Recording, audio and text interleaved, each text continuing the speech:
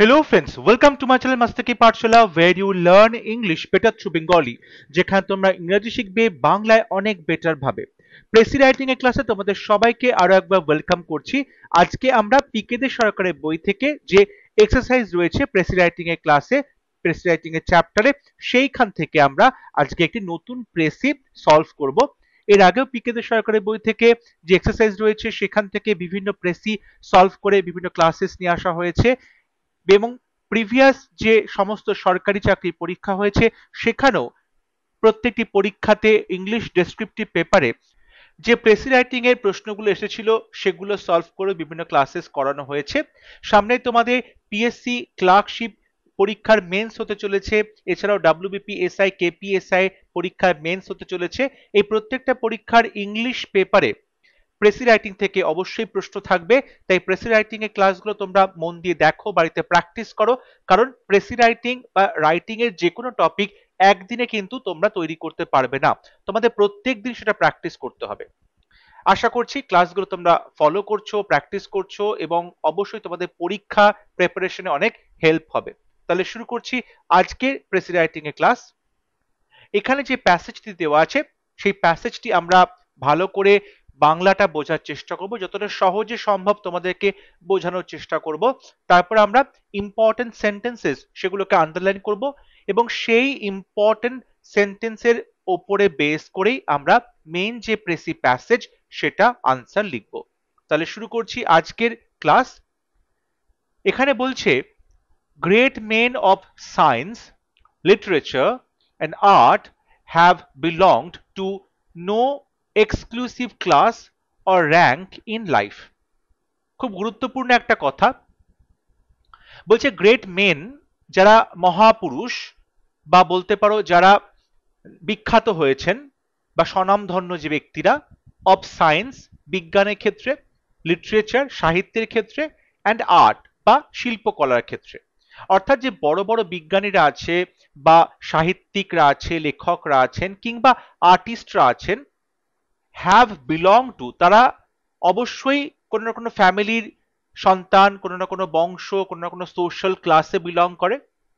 কিন্তু এখানে বলা হচ্ছে যে তারা কিন্তু পার্টিকুলার কোনো ক্লাস, কোনো সামাজিক যে বিন্যাস রয়েছে, সমাজে ধনী গরিব শ্রেণী বিভাজন রয়েছে, তেমন পার্টিকুলার একটা ক্লাসে বিলং করে না, কিংবা র্যাঙ্ক ইন লাইফ, কিংবা তারা কোন একটা পার্টিকুলার প্রফেশন থেকে উঠে এসছে, পার্টিকুলার একটা জীবিকা থেকে উঠে এসছে, তেমনটাও কিন্তু নয়। একটা আমাদের ভুল ধারণা আছে যে সাহিত্য বলো কিংবা শিল্প বলো কিংবা বিজ্ঞান, এই বিষয়গুলো খুব ভালো মেধার ছাত্রছাত্রী না হলে বুঝতে পারে না, বড়লোক বাড়ির ছেলে মেয়েরাই একমাত্র এগুলো বুঝতে পারে, তাদের কাছে অনেক টাকা পয়সা থাকে, তারা অনেক ভালো পড়াশোনা করতে পারে, ঠিক আছে, বা খুব ভালো প্রফেশনে থাকলেই তাদের ছেলে মেয়েরা এই জিনিসগুলোকে আয়ত্ত করতে পারে। এটা একটা খুব কমন মিস্টেক। এখানে সেটাই বলা হচ্ছে যে আমরা আজ পর্যন্ত যে সমস্ত বিজ্ঞানী দেখেছি বা সাহিত্যিক দেখেছি বা আর্টিস্ট দেখেছি, তারা কিন্তু পার্টিকুলার কোনো একটা সোশ্যাল ক্লাস থেকে উঠে আসেনি, পার্টিকুলার কোনো সামাজিক যে একটা ক্লাস রয়েছে সেখান থেকে উঠে আসছে না, বা কোনো একটা পার্টিকুলার প্রফেশন থেকে উঠে আসছে না। They have come alike from colleges, workshops, and farmhouses, from the hearts of poor men and the mansions of the rich. They have come alike from colleges. তারা একই রকম কলেজ থেকে উঠে এসছে, ওয়ার্কশপ বা যেখানে প্র্যাকটিস করানো হচ্ছে, কর্মশালা থেকে উঠে এসছে, অ্যান্ড ফার্ম হাউসেস কিংবা খামার বাড়ি থেকে উঠে এসছে। From the hearts of poor men, গরিব মানুষের কুঁড়ে ঘরেও যেমন প্রতিভার জন্ম হয়েছে, তেমনি দি ম্যানশনস অফ দি রিচ, অর্থাৎ বড়লোকের যে প্রাসাদ সেখান থেকেও প্রতিভার জন্ম হয়েছে। তাহলে দেখো এখানে যেটা বলতে চাইছে যে তুমি গরিবের বাড়ি বলো, গরিবের কুঁড়ে ঘর বলো কিংবা বড়লোকের প্রাসাদ বলো, আমরা সমস্ত জায়গা থেকেই কিন্তু আমরা আর্টিস্ট পেয়েছি, আমরা অথর বা রাইটার্স পেয়েছি, বা আমরা সায়েন্টিস্ট পেয়েছি। সেখানে কিন্তু কে বড় কলেজ থেকে এসছে, কে ছোট কলেজ থেকে এসছে, বা কে কোন বড় বড় যে শপস রয়েছে, ওয়ার্কশপস, সেগুলো তারা পার্টিসিপেট করেছে, সেখানে তারা শিখেছে, ট্রেন্ড হয়েছে, এমনটা কিন্তু বলা হচ্ছে না। Some of God's greatest prophets have come from the ranks। বলছে এই যে আমাদের ভগবানের গ্রেটেস্ট প্রফেটস, প্রফেটস মানে হচ্ছে ভবিষ্যৎ দ্রষ্টা, প্রফেটস মানে হচ্ছে ভবিষ্যৎ দ্রষ্টা, অর্থাৎ যে সমস্ত মহাপুরুষরা মনীষীরা তারা কি করছে, তারা ভবিষ্যৎ দেখতে পায়। তো আমরা যাদেরকে চিনি যে যারা ভগবানের দূত হয়ে আমাদের মানব জাতির উন্নতিতে বিভিন্ন সময় জন্মগ্রহণ করেছে, সে ফর এক্সাম্পল মহাপ্রভু চৈতন্য দেব কিংবা যীশু খ্রিস্টের কথা আমরা জানি, মোহাম্মদের কথা জানি, এরা কিন্তু বলতে পারো come from the ranks. Ranks মানে বলতে চাইছে যে একটা কোনো যে সোশ্যাল সিস্টেম সেখান থেকে তারা কিন্তু উঠে এসেছে। এই যে মহান মানুষরা এরা কিন্তু have come from the ranks, অর্থাৎ এক একটা গোষ্ঠী থেকে উঠে এসেছে, এক একটা কমিউনিটি সেখান থেকে তারা উঠে এসেছে, পার্টিকুলার একটা থেকে কিন্তু উঠে আসেনি যে পার্টিকুলার এই কমিউনিটি থেকে উঠে আসছে, পার্টিকুলার এই সোশ্যাল ক্লাস থেকে বিলং করছে, তেমনটা কিন্তু বলা হচ্ছে না। অর্থাৎ সমাজের সর্বস্তর থেকেই, সর্ব ইকোনমিক ব্যাকগ্রাউন্ড থেকেই এনারা উঠে আসছেন। The poorest have sometimes taken the highest place. অনেক সময় দেখেছি সব থেকে দরিদ্রতম যে ব্যক্তি তিনি কিন্তু সব থেকে হাইয়েস্ট প্লেস বা সব থেকে যে উচ্চতার শিখর, সাফল্যের উচ্চতম শিখরে তিনি পৌঁছেছেন। nor have difficulties apparently the most insuperable proved obstacles in their way। কিংবা বলতে পারো যে nor have difficulties, কিংবা কখনো কোনো রকম ডিফিকাল্টিস বা প্রতিবন্ধকতা বা বাধা বিপত্তি সেগুলো আপাতভাবে কিন্তু মোস্ট ইনসাপারেবল প্রুভড হয়েছে। অর্থাৎ যেগুলোকে মনে করা হয়েছে যে এগুলোকে কখনোই অতিক্রম করা যাবে না, ইনসাপারেবল মানে যেগুলোকে অতিক্রম করা যাবে না, ঠিক আছে, যেগুলোকে বলা হচ্ছে ইনসারমাউন্টেবল, যেগুলোকে অতিক্রম করা যায় না, যেগুলোকে তুমি ওভারকাম করতে পারবে না, এমনই বাধা বিপত্তি, সেগুলোকে অবস্ট্যাকলস ইন দেয়ার ওয়ে, তারা কিন্তু তাদের রাস্তায়, তাদের সাফল্যের পথে সেগুলোকে অবস্ট্যাকলস বা বাধা হিসেবে দেখেননি, বাধা হিসেবে দেখেননি। এখানে নর দিয়ে বলা হচ্ছে, অর্থাৎ বলতে পারো nor have difficulties apparently the most insuperable proved obstacles in their way. অর্থাৎ যেগুলোকে আপাত দৃষ্টিতে মনে হয়েছে যে বাধাগুলোকে কখনো কেউ পেরোতে পারবে না, ডিঙোতে পারবে না, সেই বাধাগুলো তাদের পথে আসলে কোনো বাধা হিসেবেই টিকতে পারেনি। আশা করছি তোমরা মিনিংটা বুঝতে পারছো। Those very difficulties in many instances would seem to have been their best helpers by rousing their powers of labor and endurance। Those very difficulties, সেই যে চরম সমস্যা বা চরম বাধা বিপত্তিগুলো, সেগুলো in many instances, অনেক ক্ষেত্রেই আমরা দেখতে পেয়েছি, would seem to have been their best helpers, তাদেরকে খুব বেশিভাবে সাহায্য করেছে। দেখো আমরা বাংলাতে কথা প্রসঙ্গে বলি যে যখনই মানুষ কোনো বাধা বিপত্তির মধ্যে পড়ে, কোনো সমস্যার মধ্যে পড়ে, তখনই মানুষ নিজের ক্ষমতাকে চিনতে পারে, নিজের ক্যাপাসিটিকে, ক্যাপাবিলিটিকে সে বুঝতে পারে। যখনই কোনো সমস্যা তাকে তাকে একটা চ্যালেঞ্জ করে দেয়, তখনই কিন্তু মানুষ নিজের আলটিমেট যে তার সহ্য ক্ষমতা বলো বা তার যে একটা ক্যাপাসিটি, তার যে ক্ষমতা, সেটাকে সে কিন্তু চিনতে পারে। এখানেও সেটাই বলছে যে যত বেশি কঠিন বাধার সম্মুখীন মানুষ হয়েছে, সেগুলো আসলে তাকে কিন্তু হেল্প করেছে by rousing their powers of labour. তারা তাদের কাজ করার ক্ষমতা বাড়িয়েছে, শ্রম দেবার ক্ষমতা তাদের বাড়িয়েছে, অ্যান্ড এন্ডিওরেন্স, সহ্য ক্ষমতা বাড়িয়েছে। অর্থাৎ বাধা বিপত্তি মানুষকে দাঁতে দাঁত চেপে লড়াই করার ক্ষমতা বাড়িয়েছে, ধৈর্য, ঠিক আছে, পেশেন্স বা সহিষ্ণুতা সেগুলো বাড়িয়েছে, সহ্য ক্ষমতা বাড়িয়েছে। অনেক সময় বিপদের মধ্যে মানুষ মুষড়ে পড়ে, বিপদের মধ্যে মানুষ নিজেকে ঠিক রাখতে পারে না, তারা ভেঙে পড়ে যে এত বিপদ আমি কি করে মোকাবিলা করব।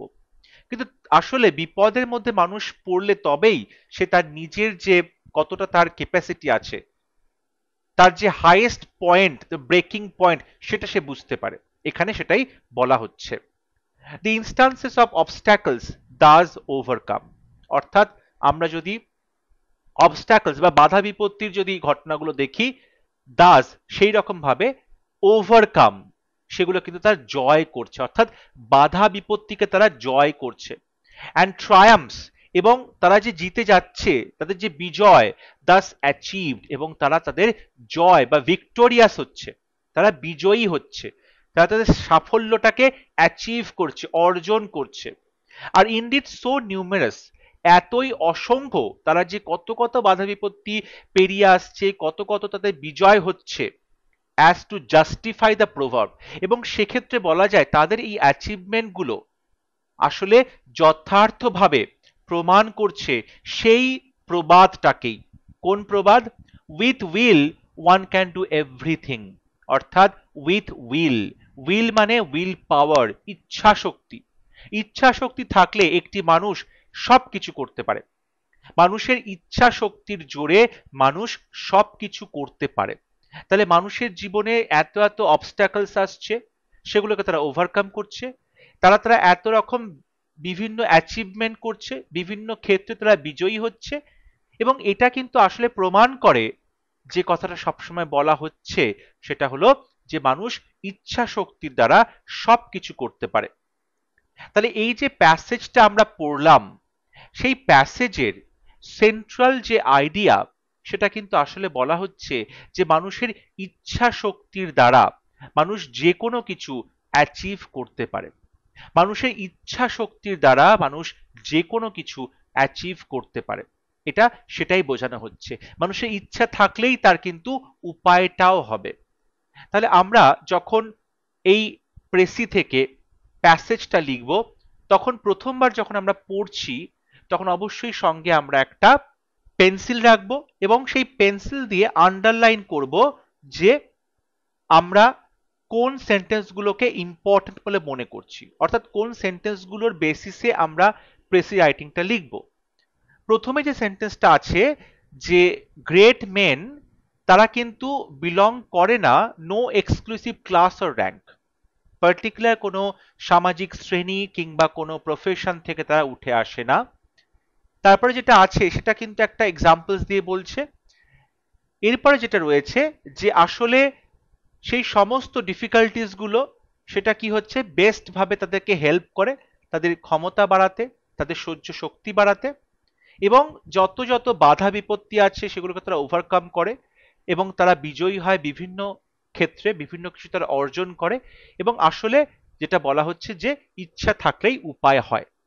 আমরা যেগুলো আন্ডারলাইন করলাম সেগুলোই কিন্তু ইম্পর্টেন্ট, বাদ বাকিগুলো এক্সাম্পল দিয়ে এলাবোরেট করা হচ্ছে, সেগুলো আমাদের প্রয়োজন নেই। সো এইগুলোর বেসিসেই আমরা প্রেসির আনসারটা লিখব। এখানে টোটাল ওয়ার্ড 122, আমরা মোটামুটি এটার 1/3 অর্থাৎ 40 to 45 ওয়ার্ডস এর মধ্যে আমরা লিখতে পারি। তাহলে চলো দেখি কিভাবে এটা লেখা হয়েছে। টাইটেল দেওয়া হয়েছে where there is a will there is a way, উপায় থাকলেই, ইচ্ছে থাকলেই উপায় হবে। কিংবা বলতে পারো importance of will power in human life, মানুষের জীবনে উইল পাওয়ার বা ইচ্ছা শক্তির কি ভূমিকা, ইচ্ছা শক্তি কতটা গুরুত্বপূর্ণ সেটাই বলা হয়েছে। আমি এখানে 40 ওয়ার্ডস এর মধ্যে প্রেসির যে প্যাসেজ সেটা লিখেছি। বলা হচ্ছে talent and genius are not exclusive to any particular social rank or profession. Talent and genius, এই যে আমি বলছি প্রতিভা, ট্যালেন্ট অ্যান্ড জিনিয়াস, এগুলো কিন্তু এক্সক্লুসিভ নয়, অর্থাৎ পার্টিকুলার কোনো একটা সোশ্যাল র্যাঙ্কেই পাওয়া যায় কিংবা পার্টিকুলার একটা প্রফেশন থেকেই উঠে আসে, তেমনটা কিন্তু নয়। অর্থাৎ ট্যালেন্ট এবং জিনিয়াস এগুলো কখনোই তুমি বলতে পারো না যে শুধুমাত্র একটা নির্দিষ্ট সামাজিক শ্রেণী থেকেই হয় কিংবা প্রফেশন থেকে হয়। Being successful is a result of hardship and tolerance. Being successful, সফল হওয়াটা, এটা হচ্ছে একটা রেজাল্ট, একটা ফলাফল। কিসের ফলাফল? Hardship and tolerance. হার্ডশিপ বলতে কষ্ট করছো, কষ্ট করছো, এবং আরেকটা হচ্ছে টলারেন্স। টলারেন্স মানে হচ্ছে তার যে ধৈর্য, তার যে সহ্য ক্ষমতা। হার্ডশিপ এবং টলারেন্স অর্থাৎ তার যে ধৈর্য এবং তার যে যেটা একটা বাধা বিপত্তিকে কাটিয়ে আসার যে একটা তার লড়াই, হার্ডশিপ, যে কষ্ট সে করেছে, এই দুটোর মিশ্রণেই কিন্তু সে সাকসেসফুল হচ্ছে। এবং বলা হচ্ছে নট জাস্ট প্রিভিলেজ, প্রিভিলেজ বলতে তুমি বড়লোকের ছেলে হয়েছো বলে, বড়লোকের সন্তান হয়েছো বলে তুমি অনেক কিছু পেয়ে যাচ্ছ, অনেক কিছু সুবিধে পাচ্ছ, এটা কিন্তু তেমনটা নয়। সফল হওয়া মানেই তুমি কোনো সুবিধে পেলে না, তোমাকে লড়ে নিতে হচ্ছে, তোমাকে অনেক কষ্ট করে, অনেক সহ্য করে তুমি একটা সাকসেস পাচ্ছ, তুমি একটা সাফল্য পাচ্ছ। সেটাই এখানে বলা হয়েছে, being successful is a result of hardship and tolerance, not just privilege. One can overcome any difficulty and achieve any goal. One can overcome, কেউ একজন অবশ্যই ওভারকাম করতে পারে, অতিক্রম করতে পারে এনি ডিফিকাল্টি, যে কোনো প্রবলেম, যে কোনো বাধা বিপত্তি, and achieve any goal, এবং জীবনে যে কোনো লক্ষ্যে সে পৌঁছতে পারে, যে কোনো লক্ষ্য সে অর্জন করতে পারে ইন লাইফ, জীবনে, উইথ ওয়ান্স উইল পাওয়ার, কারোর উইল পাওয়ার দিয়ে বা ইচ্ছা শক্তি দিয়ে। এখানে সেন্টেন্সে সাবজেক্ট যখন ওয়ান, তখন আমরা তারপরে যে প্রোনাউন গুলো ব্যবহার করব বা পজেসিভ অ্যাডজেক্টিভ ব্যবহার করব সেটাও কিন্তু ওয়ান হবে। অর্থাৎ ওয়ান দিয়ে শুরু করলে পজেসিভ অ্যাডজেক্টিভটা ওয়ান্স হচ্ছে, রিফ্লেক্সিভ প্রোনাউনটা ওয়ান সেলফ হবে। ঠিক আছে, এগুলো কিন্তু মনে রাখবে। বা অবজেক্টটাও এখানে ওয়ান হবে, সাবজেক্ট অবজেক্ট সবই কিন্তু ওয়ান হচ্ছে, ওয়ান দিয়েই হবে। এখানে কিন্তু কখনো বলতে পারি না যে হিজ উইল পাওয়ার, হবে না, এখানে ওয়ান থাকলে ওয়ান্স বলতে হবে বা রিফ্লেক্সিভ বা ওয়ান সেলফ বলতে হবে। তাহলে দেখো এখানে যে টোটাল প্রেসটা লেখা হয়েছে, সেখানে আমি যেটা বোঝাতে চেয়েছি সেটা হচ্ছে যে ট্যালেন্ট বা জিনিয়াস সেগুলো কিন্তু কখনোই কোনো পার্টিকুলার একটা সামাজিক শ্রেণীতে বিলং করে না, এবং সাফল্যটা কখনোই কারোর কোনো প্রিভিলেজ নয়, সেটা অবশ্যই তাকে অনেক কষ্ট করে সহ্য করে নিতে হয়েছে। এবং কোনো একজন মানুষ যদি সে চাইবে, তার ইচ্ছা শক্তির দ্বারা যে কোনো বাধা বিপত্তি ওভারকাম করতে পারবে এবং জীবনে যে কোনো লক্ষ্যে পৌঁছতে পারবে। আশা করছি আজকের ক্লাস তোমাদের ভালো লেগেছে। তোমাদের যদি মনে হয় তোমরা তোমাদের আনসার আমাকে লিখে পাঠাবে, সেটা অবশ্যই কমেন্টে লিখে পাঠাতে পারো, আমি আমার সময় মতো সেটা কারেকশন করে বলে দেবো ঠিক হচ্ছে না, কোথায় ভুল হচ্ছে। যদি ভিডিওটি ভালো লাগে ভিডিওটি লাইক করবে, শেয়ার করবে এবং আমার চ্যানেলটি সাবস্ক্রাইব করতে ভুলবে না। পরবর্তী লেসনে খুব শীঘ্র দেখা হবে, ততক্ষণ সবাই ভালো থাকবে, সুস্থ থাকবে। Thank you.